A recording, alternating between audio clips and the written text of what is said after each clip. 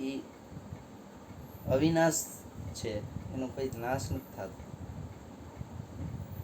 એટલે એ અવિનાશ નામમાંથી પ્રગટ પરમેશ્વરનું પ્રાગટ્ય થાય છે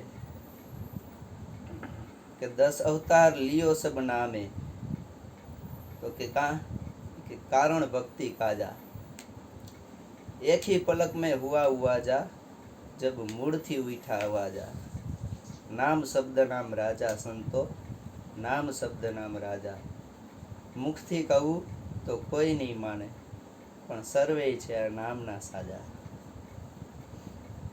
10 અવતાર પણ આ નામમાંથી પ્રાગટ્ય લે છે. એટલે ઈ નામનો મહિમા હરેક સંતો ગાય છે અને ગાતા જ રહેશે. જેને જેને આ નામનો લાભ થયો છે અને નામની જેને ઓળખાણ થઈ છે, નામનો જરા કંઈ અનુભવ થાય છે, તો ઈ આનંદમાં સર્વે સંતોએ હવની અનુભવ વાણીમાં પ્રગટ કર્યો છે.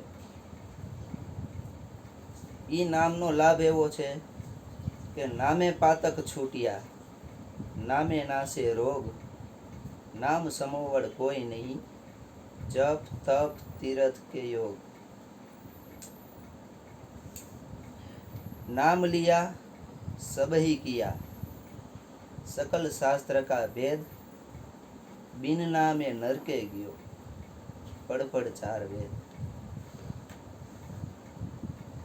આ મહાપુરુષો આ નામની ઓળખાણથી વાત કરી છે.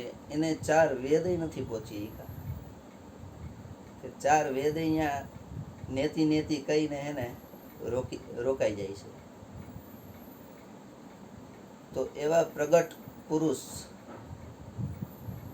નો જ્યાં સત્સંગ થતો હોય ત્યાં ભાવ પ્રેમ રાખી અને આ લાભ લેવો હોય તો એના શરણે વહી જવું. ત્યાંથી આ શાન ભાન અને આનંદ મળશે આપણને. સદગુરુદેવની જય. વાહ ભગવાન વાહ, કાંઈ કરશો નહીં.